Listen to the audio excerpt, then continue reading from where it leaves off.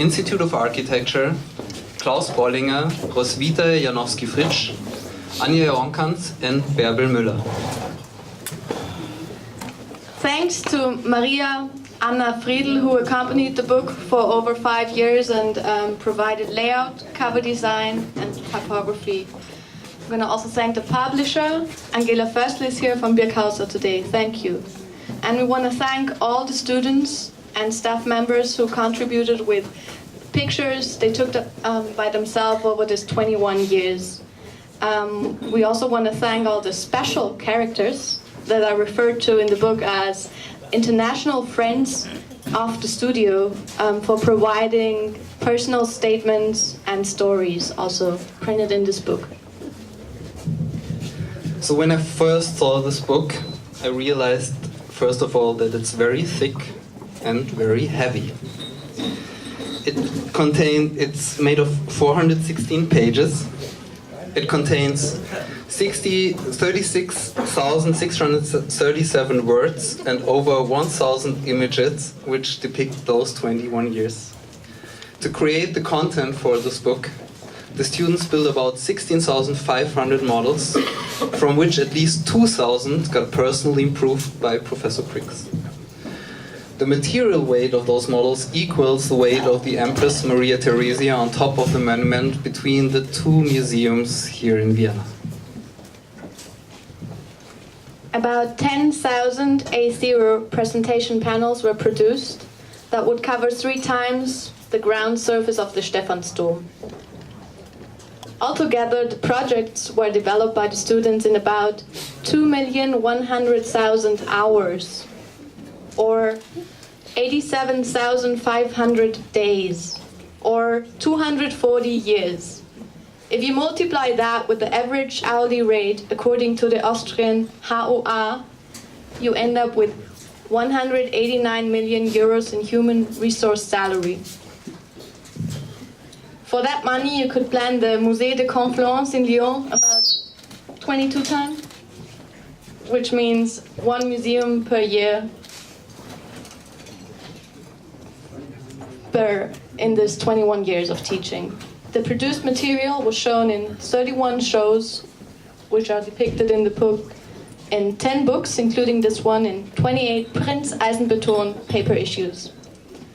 About 6,500 project presentations were reviewed in the studio by 136 studio guests and 33 staff members, which makes around 3,000 hours of talking. The combined video footage taken during these reviews sums up to around 125 days. This video footage was taken by a flying yogi, who we miss tonight.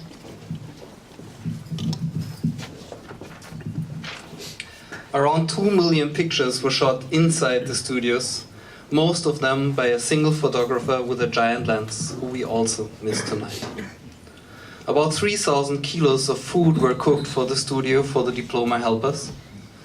About 1 million coffees and 750,000 liters of ginger tea were consumed to stay awake and finish models and presentations. About 2 liters of tears were cried, mostly right after the reviews.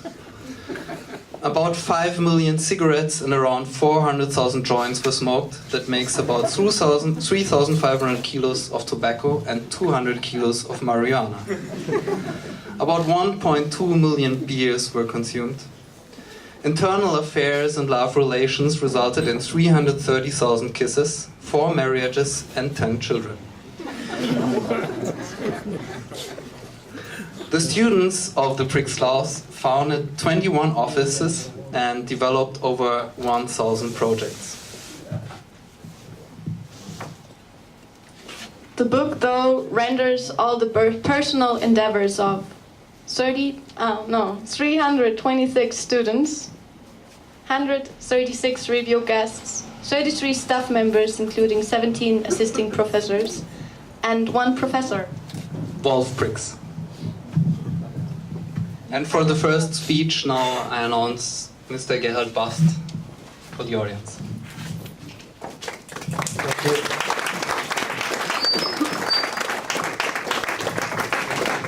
Well, I hate statistics. So many statistics and figures, but I have to admit that this is really impressive. Isn't it? Yes. Absolutely. But I do not want to talk about statistics and figures. What we are doing tonight, is to celebrate an outstanding teacher of architecture and an exceptional promoter of young architects. And I just want to pick 2 examples to demonstrate what I mean. Although Wolf Prix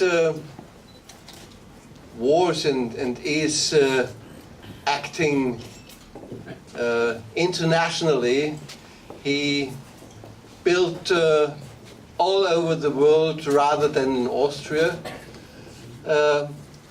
Nevertheless, as a dean of the Institute of Architecture, he cared a lot about Austria, about architecture in Austria, about young architectures, about the future of architecture, and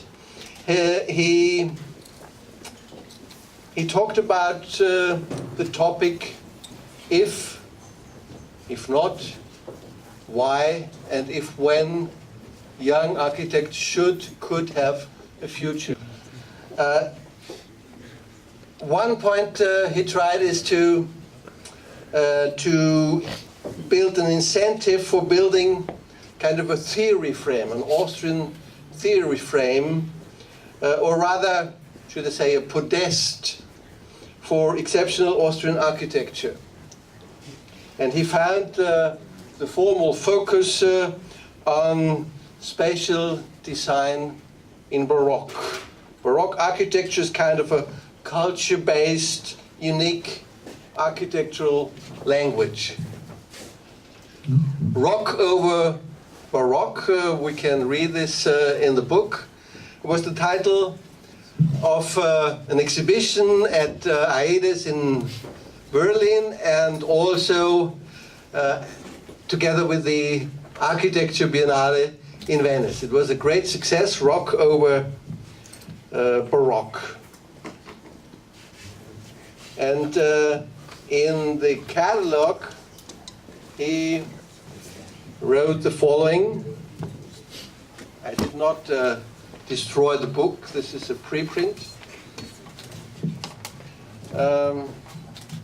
What madness to build immersely, having heavy domes and have them vanish under heavily and heavenly visions.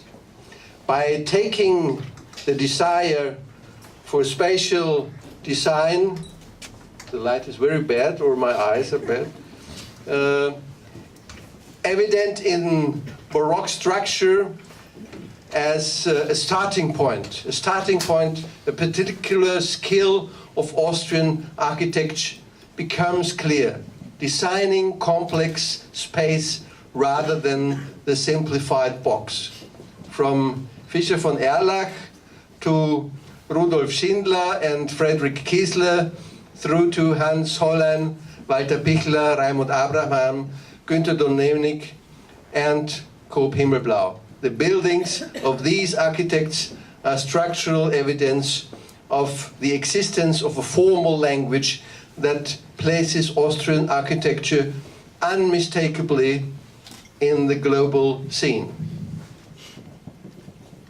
This is true. All these people were taken into the global scene in building a new kind of architectural theory and a theoretical architectural frame. So far, and I hope it is so far, the theorists did not follow Wolf Prix. Second example, Wolf Prix as a teacher speaking to the students, for example, of one of the reviews. I quote, "Our duty is not to let the so-called reality determine us. We determine the reality. If you believe the former, you are a slave to facts. We have to learn strategies for overcoming the so-called reality. Yes, overcoming the reality, creating new realities. That's what Wolf Prix successfully implanted into the brains of architects, of his students. No matter if he did that at the studio at the Angewandte in Vienna, or, for example, in a very remote place in Mexico, he implanted the visionary thinking about architecture, about building and creating space in the brains of the young people. And he succeeded. What we see here are a lot of graduates, and just a few minutes, Wolf said to me he's going to become kind of emotional or things like that. I think it's a good reason to become emotional, and we will try our best to increase this feeling tonight. What I could say is that I have, as a representative of the University of Applied Arts, to thank you this night, launching this book of 21 years of teaching, of improving architecture in Austria, and bringing architecture and these ideas of architecture not only into the Austrian scene but all over the world. This was and is an international studio, a very international studio. This was one of the trademarks of this studio. Thank you all for what you have done within the studio, with the students. Thank you for your efforts as Dean of the Studio of Architecture. You was and you will be our king of Baroque and roll. Thank you.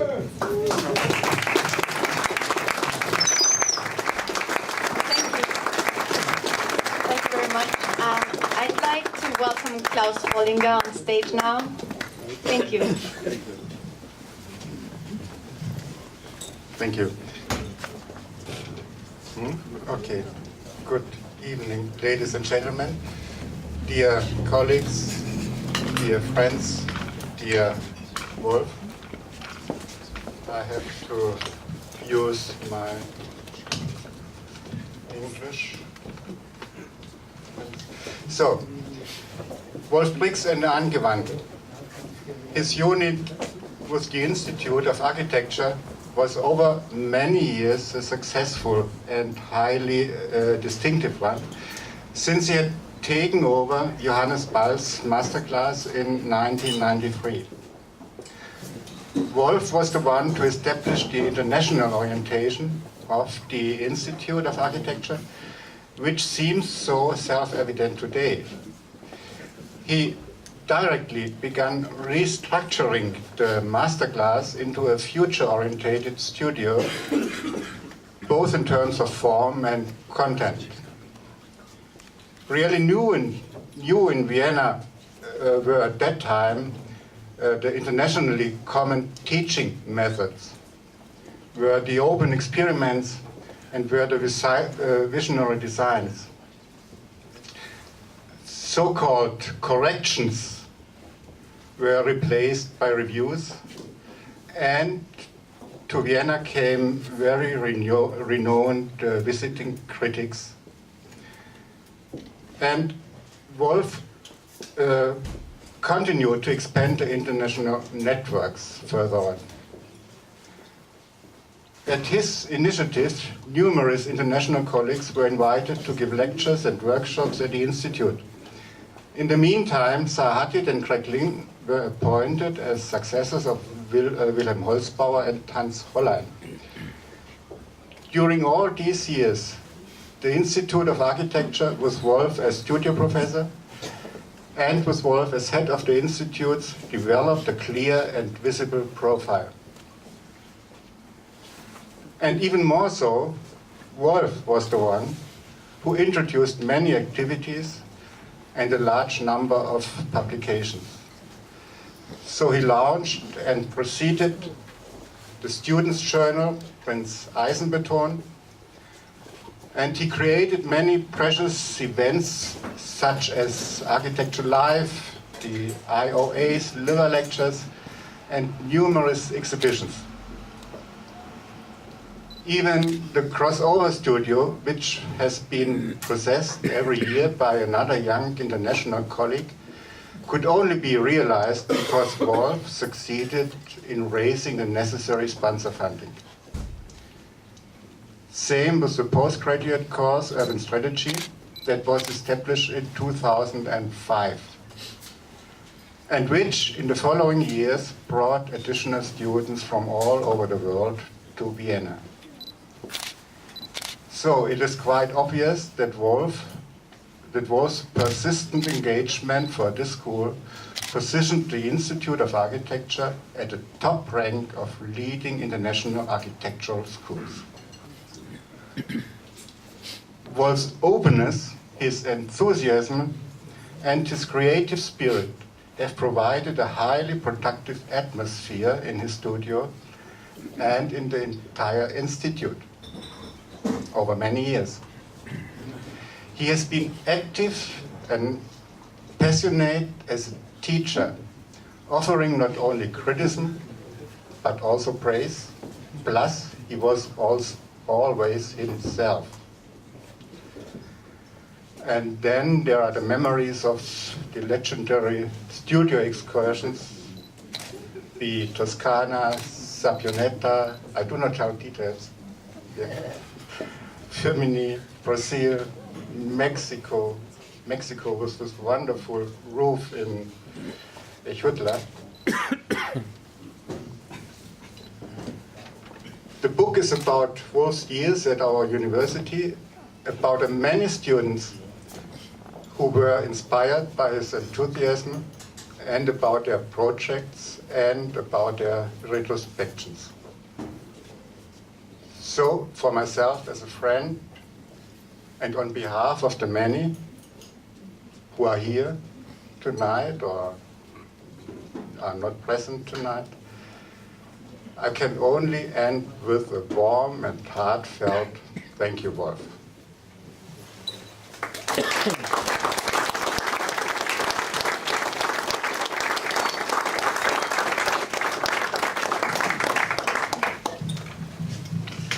For the next laudatio, we welcome Marie-Therese Hanoncourt.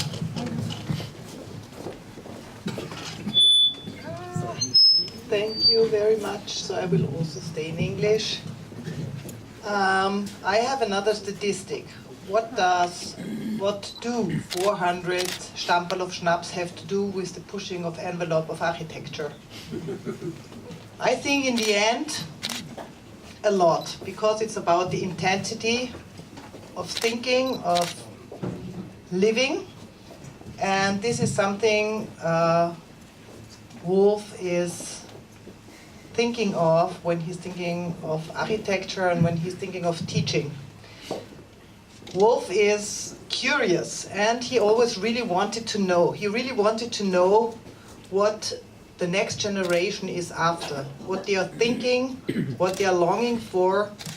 And I think as a teacher, this is a wonderful quality of interest that you want to know and that you want to enforce students to bring out the best and to find their own way and their own expression in architecture. You always said it's not enough. It has to be at least 200% of an idea to survive a realization. And we know, as you did wonderful projects and just finished a mock-up just now, that you know what you are talking about. And 200% in idea, in concept, in structure, in spatial imagination and programming. Is that what you were teaching and that what you wanted to show? And encourage the people to design or to think of. The strategy, how to realize utopians, was a second part which was important in your studio. So the Klaus Bollinger, Brian Cody, all this construction and or how clouds get a foundation, I would like to say, was important for you, and therefore there were a lot of models in the studio from the beginning, and there was vision about the future, but there was also a vision about construction or concepts of society, of program that you thought is important to develop. And in your own work, I always appreciated that the public space, or this coming from the public to the private, was always a thematic in the work of Coop Himmelblau, and the Musée de Confluence is a big public pathway through a building, and I'm sure in the mock-up it's a plaza, a public plaza that is part of the building, and it has to do with your thinking of an open society, of a space that is a fluent space, and you never stopped to try to grab it, even if I'm sure it was difficult if you have clients to make this possible. And I think this energy and this intensiveness is something that was felt by all the students in thinking about ideas, but also in trying to work them out. And you're a big example in doing so. And I think, or I'm sure, this book is also showing this kind of intensity that we all felt in the studio. And on behalf of all the students or people who were teaching with you and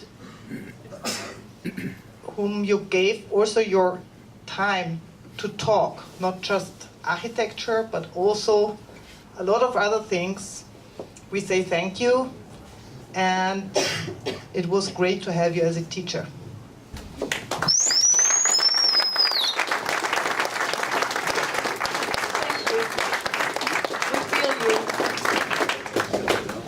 So we would like to ask Hannes Stiefel, who is also a student, to share some words with us.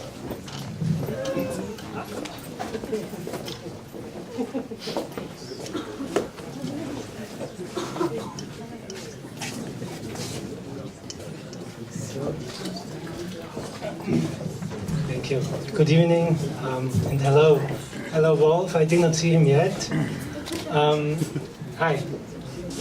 I'm totally honored to have the chance to speak here tonight in the context of the release of this book, Studio Breaks, or formerly known also as Meisterklasse Breaks, when I studied. And thus also talking about Wolf Breaks, who is, in my opinion, totally one of the biggest teachers in our field of our time, big in terms of, I would say, critical voice and true concern. And when I'm talking about the Studio Breaks, I'm talking for sure also about these other most influential teachers of our time, which Wolf was able to regularly gather in our studio. I see a few of them tonight here. I maybe mention especially Günther Feuerstein, who I have seen in the back. and I see a few other friends and colleagues here tonight. But I would also like to mention some people who were quite a long time ago in our studio, like, for example, Enrique Miralles, Wolf brought to Vienna, or Cedric Price, or even from India, Charles Correa. A lot of people were here, and I think this is always also the open studio breaks. We should also talk about or think about them in the context of the studio. And we for sure should also think about this enormous faculty, which Wolf always was able to gather also. And I mention only tonight these two people who cannot be here tonight, Peter Strasser and Rainer Zettel. But I think this studio was an open studio for more than 2 decades. And I'm more proud and speak tonight that I was a member of the studio, first as a student and later as a teacher or a member of the faculty in this class. I don't want to talk much, so to be precise, I have a little text which I would like to read.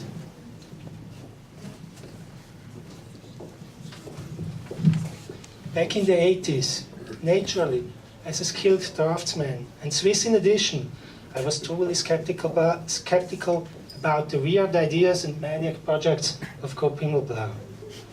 But after 2 years of expanding research journeys, having visited various schools throughout Europe on the run from the then new minimalism of Swiss architecture, I coincidentally came across this exhibition of student projects in Vienna. I didn't understand anything what I could see, and I could not detect anything architectural. It wasn't hard for me to decide in favor of the then called masterclass of Wolf Prix. The quality of the education was consistent with the required amount of engagement, which allowed the enjoyment of space to become a real experience.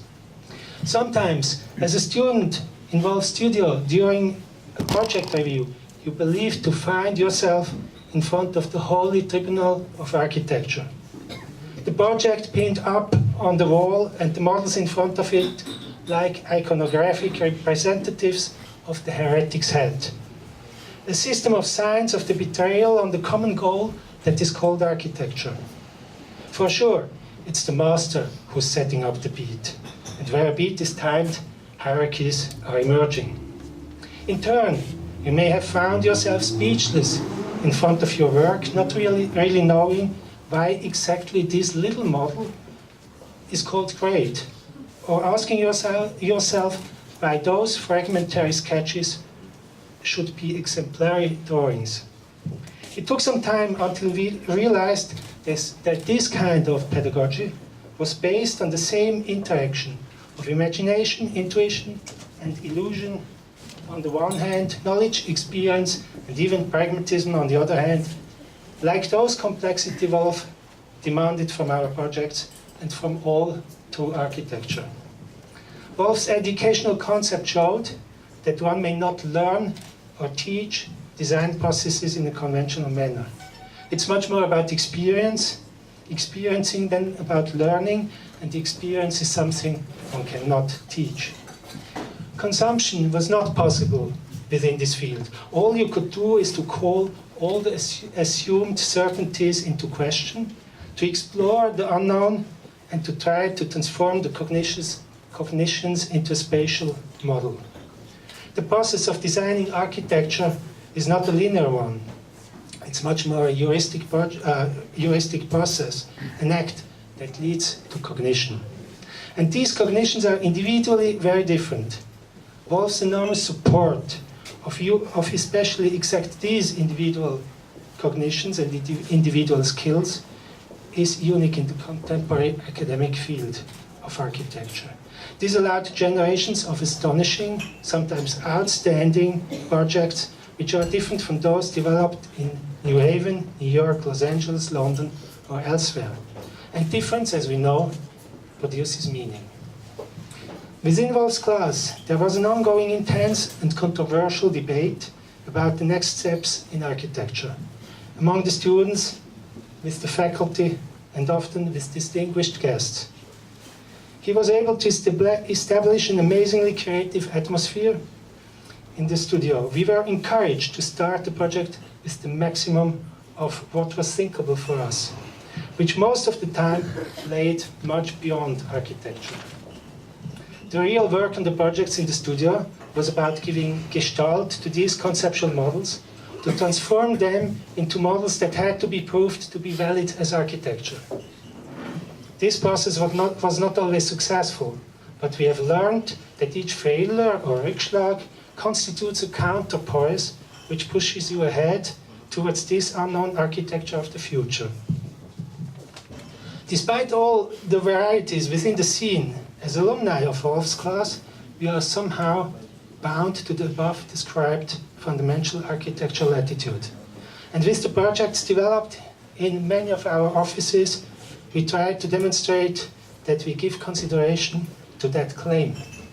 And it's a privilege that some of us have had already the chance to refer that attitude to our own students at architectural schools throughout the world. Wolf would not have to need to teach architecture at the school or university. Through his outstanding work with Grupp Himmelblau and his unmistakable voice, he's one of the great teachers of contemporary architecture anyway. If he nevertheless is, and sometimes still is, as I hear, teaching at educational institutions, it must be to his future-oriented performance, due to his enormous curiosity concerning the next steps in architecture, and due to his true concern to advance architectural education, the first requirement for the development of architecture. Thank you, Wolf. Thank you indeed.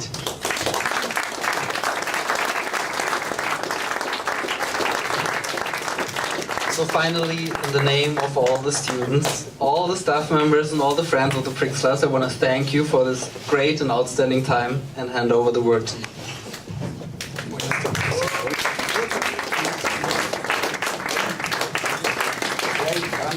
Ich muss näher zum Mikrofon.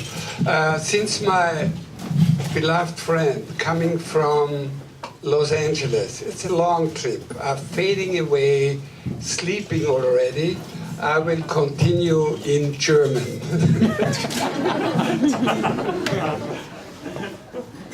Ja, ich mache es kurz. Ich möchte mich bedanken. Ich möchte mich bedanken bei den Buchmachern, bei der Roswitha, bei der Anja und bei der Baerbel. Wirklich. Ich habe mir gedacht, wieso? Ja, genau.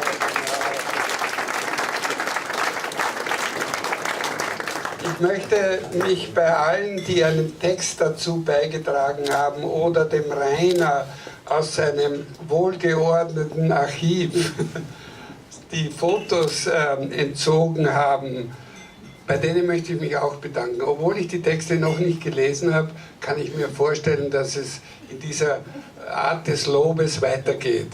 Aber Sie wissen doch, was Kreisky gesagt hat.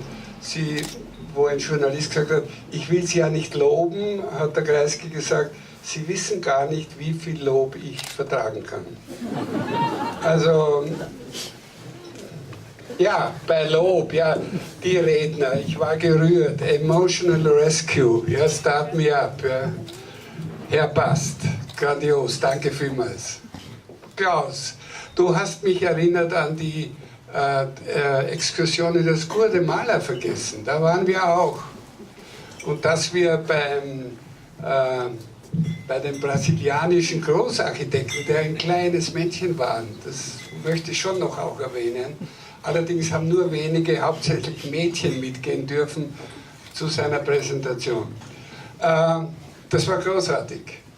Ich möchte mich bedanken bei dir, dass du das erwähnt hast, dass früher die Korrektur geheißen hat, was jetzt Review heißt. Und ich kann mich erinnern, wie ich an die Schule gekommen bin und gesagt habe, ich möchte Leute einladen, haben die Kollegen, Professoren gesagt, wieso willst du andere Leute einladen? Wir sind doch die Besten, wir brauchen keine anderen Professoren hier, kein Geld. Und ich habe, ich glaube, ein Jahr lang die Reviews mit dem damaligen Honorar, das ich von der Schule bekommen habe, bezahlt. Hat sich aber ausgezahlt. Ich erinnere mich an die Reviewers, nicht nur an die jetzt noch hier stehen, sondern Karl Pruscher, zum Beispiel Gregor Eichinger in meinem Background hier, sondern ich erinnere mich auch an Lebbeus Woods, den gibt es nicht mehr. Ich erinnere mich an Abraham, der mit dem Hut gesessen ist und gesagt hat, so kann man das nicht machen. Peter Nöber war da und auch Miralles. Und der Miralles hat damals in einer Diskussion gesagt, was ich eigentlich wirklich für eine Weisheit halte, Designing is Thinking, also Entwerfen ist Denken, und das erübrigt jetzt die Diskussion, was wir zu dem Denken alles brauchen, ob das Bleistifte oder Computer sind, ist egal. Wie ich an die Schule gekommen bin und zum ersten Mal herumgeführt wurde, Sie müssen wissen, ich musste mich entscheiden in Amerika, ob ich in Amerika bleibe, mich bewerbe an SIAC oder ob ich eine Professur, die mir Holland angeboten hat, da hier zu übernehmen, habe ich mich wissend, dass jeder Vorteil ein Nachteil ist und alles, was man macht, ist falsch, mich für Wien entschieden und ich wurde zum ersten Mal durch die Klasse geführt und der Holzmeier hat mir die Türe aufgesperrt und ich habe Eichenfurnier-Dinge gesehen mit Grünpflanzen drauf und habe mir gedacht, oh, das war vielleicht ein Fehler. Hat sich geändert, vor allem durch die Studenten, die Start Me Up gespielt haben. Nach einer scheinbar autoritären Zeit wurde es dann lockerer und Sie wissen, wenn man strenge Systeme auflöst, wird es immer chaotisch und das war übrigens die Bemerkung von der Marie-Therese, dass bei der ersten Exkursion, übrigens wollte ich mich bedanken, dass so viele Studenten, die ich schon lange nicht gesehen habe, was heißt Studenten? Damalig waren sie Studenten frisch und jung, heute sind die Damen jung geblieben, aber die Männer schauen ein bisschen älter aus, aber dafür sind sie ältere Kollegen geworden. Die haben das Szenario aufgebaut, dass man mit Professoren nicht am Tisch sitzt, sondern getrennt und dass man sie auffordert, gerade beim ersten Mal mit ihnen so über Distanz zu trinken, weil man wollte ja sehen, ob der was vertragt, der Professor. Und so ein Stapel, 378 Gläser waren es, ein Stapel wurde, glaube ich, gesagt, der Stadtmann, glaube ich, war es. Prost, Professor! So, und ich habe mich zu ihnen gesagt, jetzt trinken wir ordentlich, wir trinken den sogenannten Doppelzylinder, zuerst 2x, dann 4x, dann 8x, dann 16x. Wir sind bis zu 16 gekommen, aber da hat der Fuchs dann das Tablett selber hereingebracht und in einer großen Pirouette am Boden verstreut. Er war nachher im Spital, glaube ich. Aber das war nur eines von den frischen Erlebnissen, die mir noch im Kopf sind. Und an dieser Stelle erinnere ich mich natürlich an den Rainer Zettel und den Peter Strasser, aber mehr an den Rainer, der ja mir näher war, den ich von Los Angeles gekannt habe, dort wo er eine Ausstellung von mir kuratiert hat, und da ist mir aufgefallen, dass dieser Bursche sehr viel weiß und über Zusammenhänge reden konnte, und ich habe ihn gefragt, ob er Assistent werden will bei mir, und er hat gesagt, ja, aber alle anderen haben gesagt, wieso bitte, wieso ein Nicht-Architekt in einem Architekturstudio? Und ich habe gesagt, liebe Freunde, der weiß mehr von Architektur als alle Architekten auf dieser Schule zusammen. Und so war das auch. Rainer hat ein enormes Wissen gehabt. Er hat aber alles in seinem Kopf verstaut. Was er fotografiert hat, konnte er nicht im Kopf verstauen, deswegen hat er es irgendwo abgelegt. Und auch meine Versuche, ihn zu überreden, mehr zu schreiben oder mehr an anderen Schulen zu lehren, hat er immer abgelehnt. Er ist lieber auf die Kärntner Straße fotografieren gegangen. Aber bei den Exkursionen war er der alle Gebäude, die ich nicht leiden konnte, fantastisch erklären konnte. Und es ist nicht einmal passiert, weil er ja grauhaarig ein bisschen Peter war, dass alle ihn als Professor angesprochen haben und ich bin als Student in der Studentengruppe gestanden. Rainer war toll das wisst ihr alle, in den Erklärungen von Zusammenhängen. Er war toll und bekannt auch für sein Auge. Und ich habe ihn in Erinnerung mit der umgedrehten Baseballkappe, mit dem Fotoapparat vorne an der Brust und hinten seinen Rucksack, was er da drinnen gehabt hat, weiß ich nicht, durch die Stadt marschierend, so lang bis er in Guatemala, bis sie ihm in Guatemala im Autobus den Rucksack aufgeschnitten haben und alles herausgestohlen haben. Dann hat er nicht nur die Kamera vorne getragen, sondern auch den Rucksack. Es gibt viele Geschichten über Rainer. Ich glaube, nicht nur die Freunde, nicht nur seine Bekannten vermissen ihn sehr, sondern ich glaube, die Schule wird ihn in nächster Zeit wirklich vermissen. Und es wird sehr schwer sein, einen Nachfolger in dem Sinn zu finden,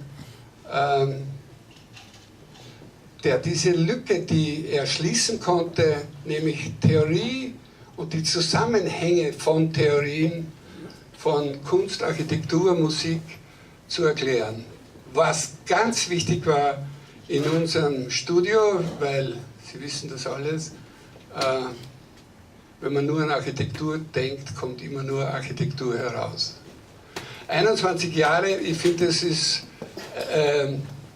ja, 21 Jahre, 21 ist eine gute Zahl, weil 3 mal 7 ist 21, 7 ist gut, weil 2 und 7 ist 14, wenn man dann den letzten 7 als einer nimmt und abzieht von 14, dann sind es 13 und das ist eine Glückszahl. Ja, ich glaube, wir kommen so schnell nicht mehr zusammen. Das ist a long goodbye, würde ich sagen. Das heißt, ich habe 5 Jahre auf das Buch gewartet, damit ich mich von der Schule wirklich verabschieden kann und vor allem von meinen Studenten. Wobei ich natürlich sagen muss, die Offiziellen sollen sich jetzt nicht zu früh freuen, weil ich werde nach wie vor spöttisch oder kritisch mit der Schule umgehen. Das finde ich einfach notwendig. In diesem Sinne, ich danke fürs Kommen. Echt. Ich bin sehr gefreut.